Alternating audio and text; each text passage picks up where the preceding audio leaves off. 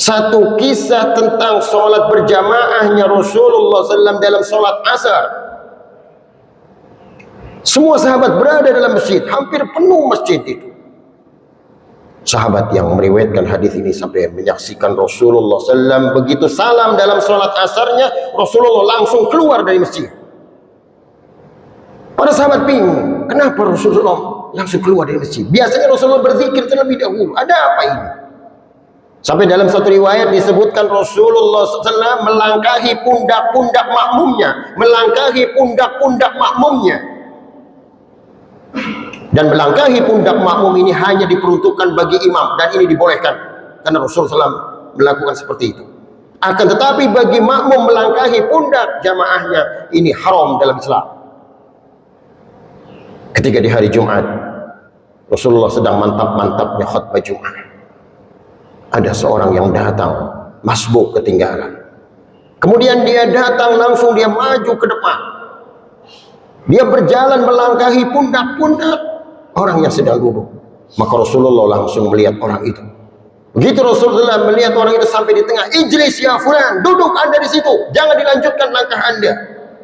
Faqad adzaita wa anaita, sungguh anda telah menyakiti orang. Jadi melangkahi pundak hanya diperuntukkan bagi imam kalau ada uzur syar'i. Maka begitu Rasulullah SAW keluar dari masjid, semua sahabat bertanya-tanya, ada apa yang dilakukan Nabi SAW? Kenapa Nabi terburu-buru untuk keluar? Maka begitu selesai urusan langsung masuk lagi ke tempat imam. Para sahabat bertanya-tanya, ya Rasulullah, ada apa ini? Rasulullah SAW menyatakan, di tengah-tengah sholatku tadi aku mengingat sesuatu. Inni khalaftu min tibrin indina, aku meninggalkan tibr. Tibr itu qita' min adz-dzahab aw al-fiddah, potongan emas atau perak. Aku meninggalkan potongan emas berada di kamar istriku. Maka aku sampaikan pada istriku, segera bagikan, jangan tunda sampai malam, jangan sampai menginap sampai malam. Subhanallah. Dari sini jelas sekali bagi kita suri tauladan Rasul SAW bukan hanya mengucapkan, tapi Rasul SAW sebagai teladan bagi umat. Assalamualaikum warahmatullahi wabarakatuh.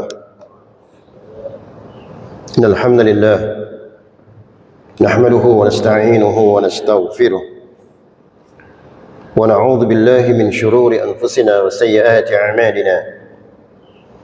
من يهده الله فلا مضل له ومن يضلل فلا هادي له. أشهد أن لا إله إلا الله وحده لا شريك له وأشهد أن محمدا عبده ورسوله أرسله بالهدى بشيرا ونذيرا وداعيا إلى الله بإذنه وسراجا منيرا الذي بلغ الرسالة وأدى الأمانة ونصح الأمة وجاهد في الله حق جهاده وعلى آله وأصحابه والتابعين وتابع التابعين ومن تبعهم بإحسان إلى يوم الدين. اللهم فصل وسلم وبارك على نبينا محمد وعلى آله وأصحابه أجمعين. أما بعد. أيها الصائمون, puji dan syukur kita panjatkan kehadirat Allah Subhanahu wa taala yang senantiasa memberikan kenikmatan melaksanakan siam Ramadan. Salawat dan salam tak lupa disampaikan pada Rasulullah sallallahu alaihi wasallam, pada keluarganya, para sahabatnya, dan mudah-mudahan kita yang selalu setia pada ajaran beliau sallallahu alaihi wasallam. Ayuhas saimun, kajian kuliah subuh pada pagi ini saya sampaikan kajian dengan judul Al-Mubadarah ilal Khairat, bersegera dalam amal kebaikan. Dalam beberapa ayat Al-Quran, Allah Subhanahu wa ta'ala berfirman dalam surah Al-Baqarah 148 dan surah Ali Imran ayat 133. A'udzu billahi minasy syaithanir rajim. Fastabiqul khairat. Fastabiqul khairat. Berlomba-lombalah dalam kebaikan. wasari'u ila maghfiratin min rabbikum wa jannatin 'arduha as-samawati wal ard u'iddat lil muttaqin. Bersegeralah pada ampunan Rabb kalian, bersegeralah kepada surga yang luasnya seluas langit dan bumi, yang disediakan bagi orang-orang yang bertakwa. Dari ayat-ayat ini jelas sekali bagi kita untuk menyegerakan amal. La tumhil, jangan menunda amal. Bersegera maknanya bukan terburu-buru. Terburu-buru itu dari syaitan. Al-ajalah minasyaitan. Dalam beberapa riwayat Rasulullah SAW menyampaikan dari sahabat Abu Hurairah radhiyallahu anhu, qala Rasulullah sallallahu alaihi wasallam, badiru bil a'mal, badiru bil a'mal, bersegeralah kalian beramal. Fitanan qaqita'il lailil muzlib, yang dikhawatirkan akan datang fitnah bagaikan fitnah kegelapan waktu malam. Yusbihur rajulu mu'minan wa yumsi kafiran, seorang waktu paginya menjadi seorang beriman, tapi sorenya menjadi seorang yang kafir. Wal iyadu billah. Wa yumsi mu'minan wa yusbihu kafiran, sorenya menjadi seorang yang beriman, paginya akan menjadi orang yang kafir. Yabi'u dinahu bi'aradin minad dunya, mereka menjual belikan agamanya dengan kekayaan dunia. Dari hadis ini jelas sekali bagi kita untuk menyegerakan amal, jangan menunda amal.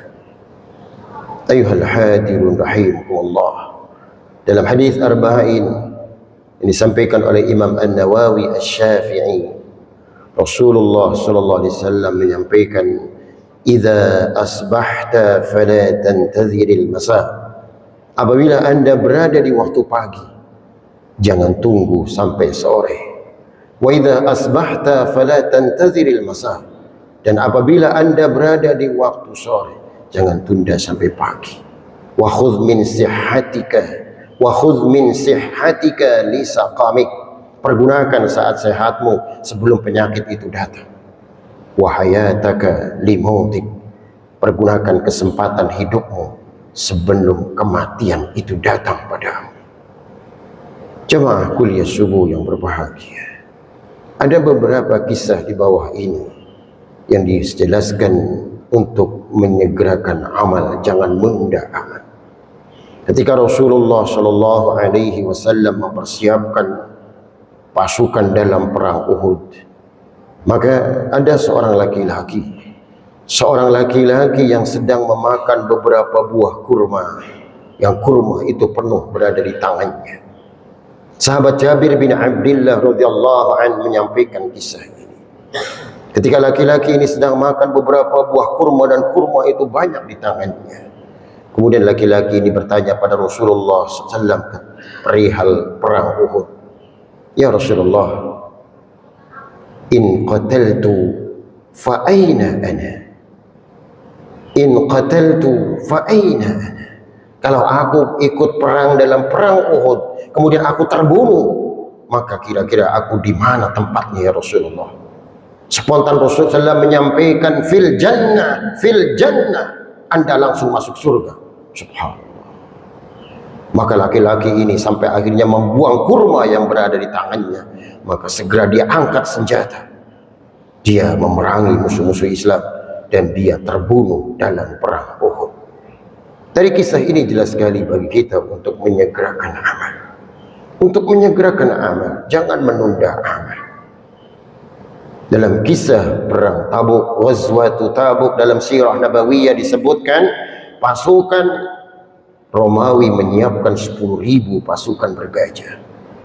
Rasulullah SAW tidak merasa gentar dalam kondisi seperti itu, walaupun kondisi ekonomi Madinah sedang morat-marit ketika itu. Disebutkan dalam sirah Nabawiyah tentang kisah Ghazwatu Uhud, ekonomi Madinah morat-marit, berapa banyak orang-orang munafik ketika itu. Maka begitu Rasulullah memberikan komando, komando kepada semua sahabat untuk mengumpulkan semua harta-harta mereka. Maka berapa banyak orang-orang munafik datang pada Rasul SAW, ya Rasulullah, akankah kita berperang dalam kondisi yang sangat morat-marit ini? Akankah kita mau berperang dalam kondisi panas yang sangat dahsyat ini, ya Rasulullah? Maka Allah Subhanahu wa taala mendengarkan ucapan orang-orang munafik di sekitar Nabi SAW, sampai Allah Subhanahu wa taala turunkan ayat Quran. Sampaikan Muhammad pada mereka, sampaikan pada orang-orang munafik itu, sesungguhnya keadaan pada hari kiamat akan lebih panas keadaan daripada keadaan sekarang. Maka bersiasat lagi orang-orang munafik karena dia tidak mau ikut dalam perperang. Siasat kedua, mereka menyatakan, ya Rasulullah, kami tidak akan mampu berperang melawan orang-orang Romawi, karena orang-orang Romawi ini wanita-wanita mereka adalah wanita-wanita yang sangat cantik sekali. Nanti kami terkena fitnah dengan wanita-wanita cantik itu. Maka spontan Allah Subhanahu wa taala sampai turunkan ayat Quran, ala fil fitnati saqatu. Ingat, dengan fitnah itu pun juga mereka akan terjatuh ke dalamnya. Terbantahkanlah sudah orang-orang munafik ini dalam Quran. Maka tetap Rasulullah mengumpulkan dana pada para sahabatnya, mempersiapkan dana besar, sampai Rasulullah mengucapkan, menjahaza jaisal usra falahul jannah, falahul jannah. Barang siapa mempersiapkan dana besar dalam kondisi yang sangat sulit ini, dalam ekonomi yang morat-marit ini, baginya adalah surga, baginya adalah surga. Subhanallah. Maka bergegas semua sahabat menghadap Nabi SAW. Sahabat Abu Bakar membawa hartanya, sahabat Umar membawa separuh dari hartanya, sahabat Utsman bin Affan mempersiapkan 1000 ekor kuda dengan persenjataan lengkap. Subhanallah. Sampai sahabat Utsman membawa 1000 dinar emas. Rasul sampai mengucapkan, ma dharra Utsman ba'da hadzal yaum, tidak akan bisa membahayakan bagi Utsman bin Affan setelah hari ini. Sahabat Abdurrahman bin Auf membawa 1000 uqiyah perak, setara 2,5 miliar dibawa sahabat Abdurrahman bin Auf. Subhanallah. Semua kaum wanita menyerahkan perhiasan-perhiasan mereka di hadapan Nabi SAW. Jemaah kuliah syukur rahimahullah. Tanpa dana besar maka tidak akan mungkin bisa dimenangkan peperangan. Maka jelas dari sini sampai akhirnya Allah Subhanahu wa taala memberikan pertolongan dalam perang Tabuk itu. Itulah ucapan-ucapan Nabi sallallahu alaihi wasallam. Dan Rasulullah sallallahu alaihi wasallam sebagai uswah hasanah. Laqad kana lakum fi Rasulillahi uswatun hasanah. Rasulullah sebagai uswah hasanah, teladan yang baik, bukan hanya menyampaikan, akan tetapi Rasulullah SAW sendiri langsung mengamalkannya. Dijelaskan dalam kitab Riyadhus Shalihin karya Al-Imam An-Nawawi Asy-Syafi'i, ada satu kisah tentang sholat berjamaahnya Rasulullah SAW dalam sholat asar. Semua sahabat berada dalam masjid, hampir penuh masjid itu. Sahabat yang meriwayatkan hadis ini sampai menyaksikan Rasulullah SAW begitu salam dalam sholat asarnya, Rasulullah langsung keluar dari masjid. Para sahabat bingung, kenapa Rasulullah langsung keluar dari masjid? Biasanya Rasulullah berzikir terlebih dahulu. Ada apa ini? Sampai dalam satu riwayat disebutkan Rasulullah SAW melangkahi pundak-pundak makmumnya, melangkahi pundak-pundak makmumnya. Dan melangkahi pundak makmum ini hanya diperuntukkan bagi imam, dan ini dibolehkan karena Rasulullah SAW melakukan seperti itu. Akan tetapi bagi makmum melangkahi pundak jamaahnya ini haram dalam Islam. Ketika di hari Jumat Rasulullah sedang mantap-mantapnya khutbah Jumat, ada seorang yang datang masbuk ketinggalan. Kemudian dia datang langsung, dia maju ke depan, dia berjalan melangkahi pundak-pundak orang yang sedang duduk. Maka Rasulullah langsung melihat orang itu. Begitu Rasulullah melihat orang itu sampai di tengah, ijlis ya fulan, duduk anda di situ, jangan dilanjutkan langkah anda. Faqad adzaita wa anaita, sungguh anda telah menyakiti orang. Jadi melangkahi pundak hanya diperuntukkan bagi imam kalau ada uzur syar'i. Maka begitu Rasulullah keluar dari masjid, semua sahabat bertanya-tanya, ada apa yang dilakukan Nabi sallallahu alaihi wasallam? Kenapa Nabi terburu-buru untuk keluar? Maka begitu selesai urusan langsung masuk lagi ke tempat imam. Para sahabat bertanya-tanya, ya Rasulullah, ada apa ini?